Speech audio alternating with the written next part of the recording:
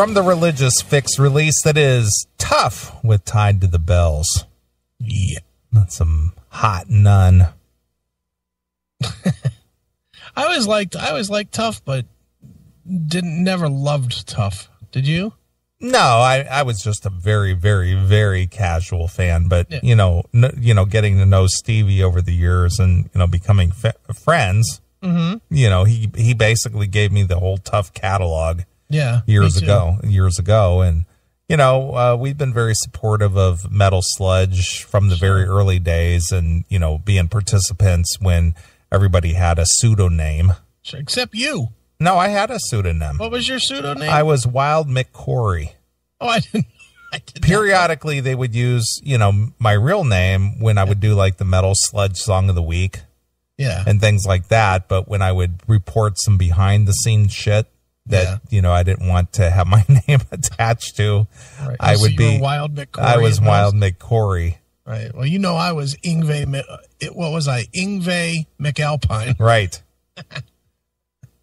That was my name. Right. So anyway, I played that song because of just kind of lead into the next story here. Right. This one is called "Too Pretty to Be a Nun." Okay. I know you're not a Catholic. No, I was raised Catholic. Were you?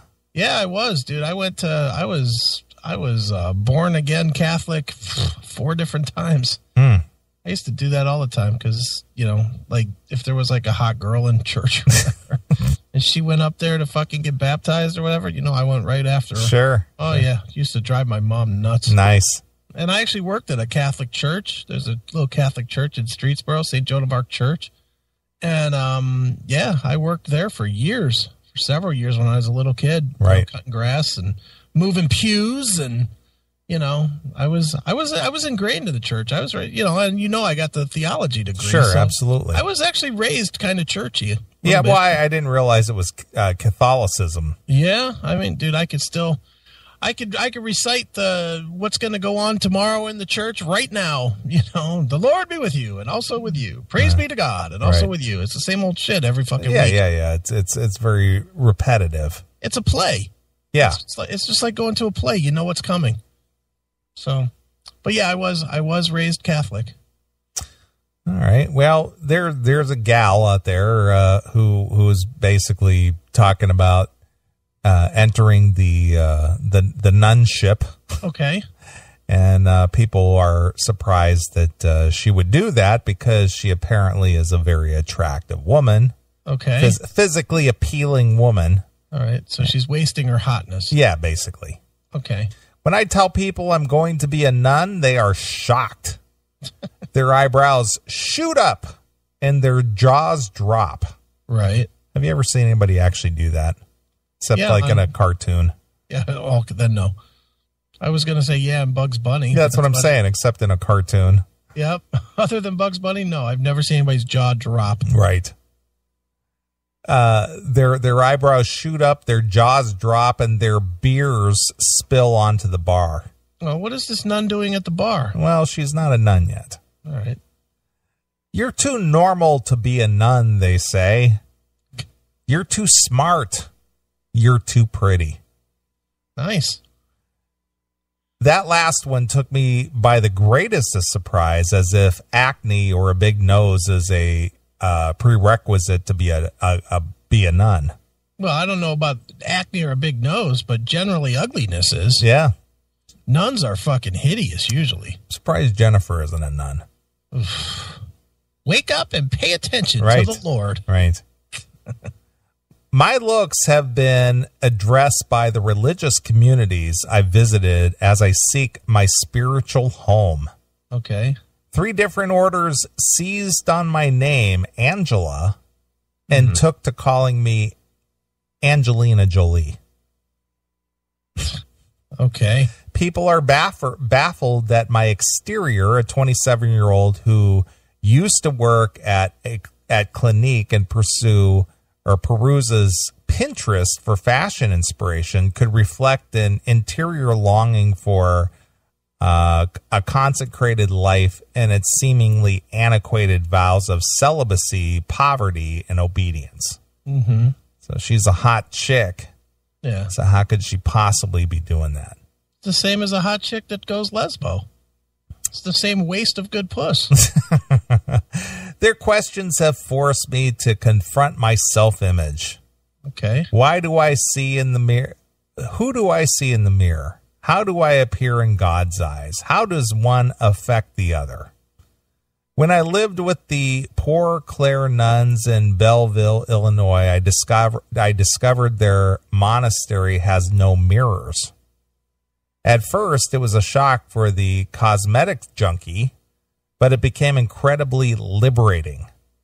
I felt free to be who God designed me to be and more fully attuned to the people around me. Mm-hmm. I could pour the energy I used to invest in my appearance, fretting over the reflection in the mirror, trying to alter it into my spiritual life. Right. So no longer primping, looking my best. I'm just going to pull my hair back into a habit and head out and handle the poor and the hungry and the infirmed. Well, good for her. How long do you think that'll last? Who knows? She's already into fashion and makeup and all that other shit. Mm-hmm. The worldly side's going to overtake this desire for God. Sure. Of course it will. Now I am better prepared to respond when invariably someone quips that I am too pretty for the covenant. Yeah. Thank you, I say, but there is no mold. God calls everybody. It doesn't. It doesn't matter what you look like, where you're from, or who you know. Yes, it does. Because let's face it, the ones that get called are the ones that have very few options. Right? There's not enough. There's a reason that there's so few chicks that are hot that go into fucking, the monastery or whatever. Right. There's a reason for that. It's because they're not so desperate for attention that they have to turn to God. Right. They get attention. Sure. So she's wrong, but go ahead. I try to be gracious. I take such comments with a grain of salt, knowing it's more about them than me. Okay. And over time, I have come to appreciate the conversation starter, a chance to dispel stereotypes about nuns. Yeah. That's why I'm grateful for the creation of the National Catholic Sisters Week. Oh, boy. From March 8th through the 14th, an official addition to National Women's History Month. I didn't even know there was such a thing. National Women's History Month? I hope it doesn't coincide with February because I don't need the competition. No. I mean, what goes on in National Women's History Month? The invention of the strip club? I have no idea. I mean, abortion discussion? The history of fucking eyeliner? National Women's History Month? Flag sewing? Yeah. I have no idea. First woman that had long enough hair to be pulled. Right. By a caveman. Sure. What the fuck do you talk about it now? Have women invented anything? Well, I don't know that they invented anything per se. I mean, obviously they led the suffrage movement right there in Akron, Ohio, the women's vote. Okay. Also the failed 10-year prohibition. Yeah. They were very strong in that movement. Okay. But as far as inventing. Yeah, I'm looking. I just looked up famous women's inventors. Mm-hmm. And I came up with a website. Okay. Famous women inventors. Women-inventors.com. All right. Let's see what these bitches have done. Here we go. Mary Anderson. She invented the windshield wiper. Really? Yes. I thought that was Tucker, but okay. Oh, that's what anyone who's ever driven in a rain or snowstorm can attest to the dire importance of windshield wipers. What a lot of people don't know is that the windshield wipers were invented by a woman. All right. Inventor Mary Anderson received a patent for the car window cleaning device in 1903. All right. Well, that is new to me, so I will, tuck that away in the old memory bank. Yeah. Well, let's see. What else do we have here? Established by the IPO Education Foundation, the National Inventor of the Year Award was created in 1974, but it wasn't until 5 years later that an individual female inventor would take home the prize. Right. The National Inventor Female of the Year Award? Yeah. That's an invention in itself?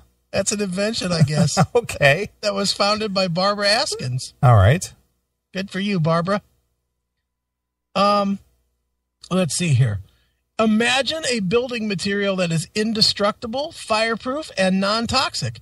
Sounds like something you'd find in a work of science fiction, but it's actually a very real invention called Geobond, which was designed by female inventor Patricia Billings. So I guess there are female inventors. That wouldn't be Barbara Billings' sister, would it? No. That's Barbara Billings Lee. You're right. Absolutely. Come on, that was Beaver's mom. Yeah. Mom, That was Beaver's mom. That's mom with the beaver. That's right. Mom that was giving up the beaver for right. the beaver. And there's a bunch of other ones here. There's about 15 total. Okay. So there's 15 women inventors. All right. But they did invent the windshield wiper. That's impressive. I use that. I haven't had much use for the fucking women's Woman of the Year, Woman National Inventor of the Year Award. Sure. But and I really don't think I've ever used any Geobond. But yeah, hey, look, here's one in Indiana. Born in Fort Wayne, Indiana in 1917, inventor Marion Donovan was instilled with an inventive spirit at a young age. She spent the greater part of her childhood hanging around the manufacturing plant run by her father and uncle, two men who combined to invent, among other things, an industrial lathe for grinding automobile gears and gun. Why is she listed? She didn't do anything. The men did. She served as an inspiration. I guess. Just said that the plant was run by the guys who invented the stuff. All right, this site sucks a dick. All right, thank you for the windshield wipers, ladies. Right. We appreciate your contributions absolutely. to mankind. All right, getting back to the story. All right. Last March was the inaugural celebration of the National Catholic Sisters Week. All right. And I joined invented by a woman, by the way. Yeah, and I joined a host of Catholic sisters and college women at St. Catherine's University in St. Paul, Minnesota, for a special kickoff weekend. It was so encouraging to meet other young women who are discerning religious life. 20-somethings who wear nose rings and Mary medals. What is that? Mary medals. Mary medals? I've never heard of it. Mary. Mary medals. I don't know. I guess those are, Catholic awards or something. Mary medals. Nipple clips of crosses. Who are bent on social. That's another term I absolutely hate. What? Are bent on social justice. Oh boy! All right. And reality TV, who have crushes on Ryan Gosling. Okay. And Pope Francis. Pope Francis. But ultimately hope to be the bride of Christ. Oh, brother. Offering all of our 21st century hang-ups and hopes on the altar. Bride of Christ. Bride of Christ. Yeah. That sounds like a good movie. Yeah. There are 1,000 U.S. women in some stage of formation to become Catholic sisters. It's time to tell our stories. Oh, is it? Yep. Can you imagine how good this girl looks in that fucking room of threes? You know that she's in a room of nuns and they're all threes or below. Right. And then here's this 9 standing there next to these threes. She's got to look just fucking stunning. Yeah. Yeah, don't you think? I would think. Yeah, I mean, most nuns are fucking hit. Yeah. Oof. I'll start.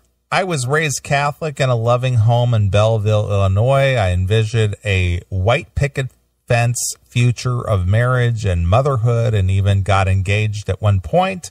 but I was always seeking something more. In many ways, my attraction to consecrated life is a reaction against the trappings of modern secular life. I yearned for service and simple living. I crave a sisterhood centered on my deepest values, not a sorority based on boys and booze. I've had the privilege of visiting convents across the country looking for the right fit, and I meet with spiritual directors regularly to guide me as I determine my next step. How many beatings did this guy that she was engaged to give her that led her so far away from guys that she turned to the Lord? Right. Come on. Yep. This is a hot chick, right? Yes. Is there a picture of her? Yeah, there's a picture of her. Is she hot? Yeah, she's attractive. I mean, it's hard to say. 1 to 10. Well, the picture that they have is almost one of those fisheye pictures. Okay. So it kind of accentuates her features a little bit too big. Okay. But if they took it with a normal lens, yeah, I would probably put her probably in the 7. All right. Is that her in the Nathan just posted? Let me take a look. Yeah, that's her. Ugh, no, she's not a 7. Well, look, the picture's distorted. 7 in what world? She's got the Joker's fucking mouth and fucking eyes out of an Alex Jones fucking video. Right. Jesus Christ, she's about a 5. She's not all that. Yeah. She needs the convent. Nice. She definitely is making the right choice. Right. I changed my stance. Right. Go ahead. I may not look like a nun, but my heart is shaped for this vocation. I see religious life as an adventure that will exceed my wildest dreams. She looks like a Sleestak from Land of the Lost. What a nice reference. She's not fucking hot. A Sleestak. Come on. Doesn't she? Yeah, with the same eyes, with the big eyes. Yeah, absolutely. Same fucking eyes. That's hysterical. A Sleestak. Yeah, she's a 4 or 5. She'd still look good next to a bunch of nuns, right? I mean, do you remember that show? And this is way old, but you remember the Flying Nun, right? Oh, absolutely. Sister Betrill. What was her real name? Sally Field. Sally Field. Yeah. Sally Field's a decent looking girl. Yeah, she was cute. She's cute. Yeah. A good 7, right? She'd be like a 7. Yeah. Right? Oh, yeah. But next to all those pigs that they dressed her up next to in that show, she was like fucking Miss Universe. Yeah, she was Sister Betrill. Yeah, she was Mr. Betrill, all right. Sister Betrill, whatever. She was hot by comparison. Yeah, by comparison. But if you put her in a fucking Miss Universe contest, she would fucking lose quickly. Right. She wouldn't make it out of the first round. She wouldn't beat Miss Eskimo. So I think the same with this girl. This girl in a room full of nuns is hot, but I think even she's overplaying her hotness. Yeah. Because she's very average. Sure. But anyway, go ahead. All right. Well, speaking of sexism. All right. And Sleestaks. Sleestaks. The land of the lost. Nathan just hit a very good point. Chris would fuck a nun just for the story. Absolutely true, Nathan. Absolutely true. I would. Speaking of the land of the lost. All right. You saw Jay and Silent Bob Strike Back, right? Sure. You remember Will Ferrell was in that movie? Mm-hmm. Do you remember what his name was? No. Well, being that Kevin Smith was a fan of the show Land of the Lost. Yeah. Will Ferrell's name in that movie was Marshall, Will, and Holly. His last name was Will and Holly? Yeah, Will and Holly. He was a Marshall. His name was Marshall, Will, and Holly. I never picked up on that. That's funny.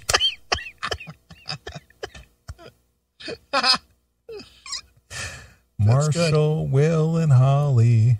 That show was fucking stupid. It was Chaka. Remember?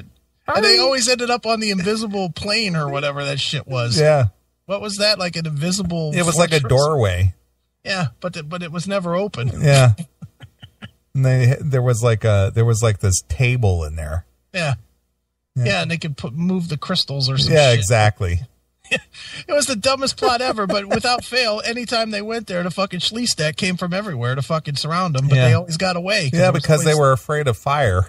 Yeah, they were afraid of fire. There always happened to be another dinosaur coming around or some shit. But that little Pakuni guy was Chaka. Yeah, Chaka. Hurry! How come the fucking dinosaurs, they're running around the place fucking running crazy, but they never stepped on that fucking table in the invisible building? You know, they've hit everywhere except that table. Right. You ever notice that? Sure. And what convenience that they fucking lived in a cave that was the exact same height as a fucking Tyrannosaurus Rex. Right. But only as his mouth, and it was deep enough to where they wouldn't get eaten. Sure. And a Tyrannosaurus was never smart enough to just fucking stand there and wait for him to eventually have to try and come out. Exactly. Fucking terrible show. They could always shoot their flaming spears at it. Yeah. Chase it away. There was a lot of dumb shows back in those days. Remember, what was the show? It was a spaceship, and it was Jim Neighbors and fucking Ruth Buzzy. Wasn't that HR Puffin stuff? No, they were on a ship, and they were robots. Oh, you know what? I that was such a short-lived show. What was that? Jim Neighbors. I got to think now. I can't let that go. Jim Neighbors, Ruth Buzzy.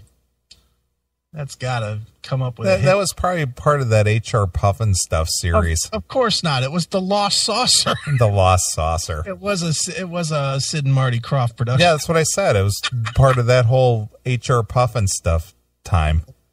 I got to put this image in the chat. That's hysterical. See what I'm talking about. This is fucking hysterical. This is going to make you laugh. I remember that. Well, wait till you see it didn't last very long, though. No, it was only around for a minute, but here we go. There's the. Yeah. How long did that show last? I think it was probably only one season. Let's see. There were 16, one season, 16 episodes. I told you. But I remembered it. Yeah, you did. The Lost Saucer. But that Nelson Riley. Yeah, Charles Nelson Riley. Charles Nelson Riley. He was the Mad Hatter on that HR Puffin stuff with Jimmy and the flute. Yeah, HR Puffin stuff was clearly a show trying to make us kids fags. That show was the gayest. It was the precursor to Barney. It really was, but it was so much worse. Not that Barney was good, but it was just so. What was that big yellow goof? What was that thing? I don't know what he was. And why was nobody scared of it? It was a big thing with a fucking head. He had a huge head, yeah. Yeah, its head was as big as two people. I mean, it was huge, but nobody was scared of it. No, he was HR Puffin stuff. Everybody's like, hey, what's up, dude?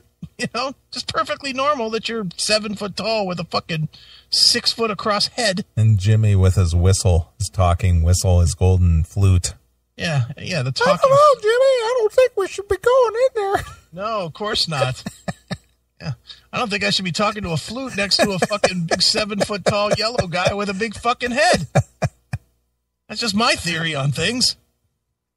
It's terrible. HR Puffin stuff. Yep. I don't know how we got there from fucking a hot nurse, because we were talking about old TV shows and Sleestaks. Yeah, that's right. Because she looks like a Sleestak. Right. You're right.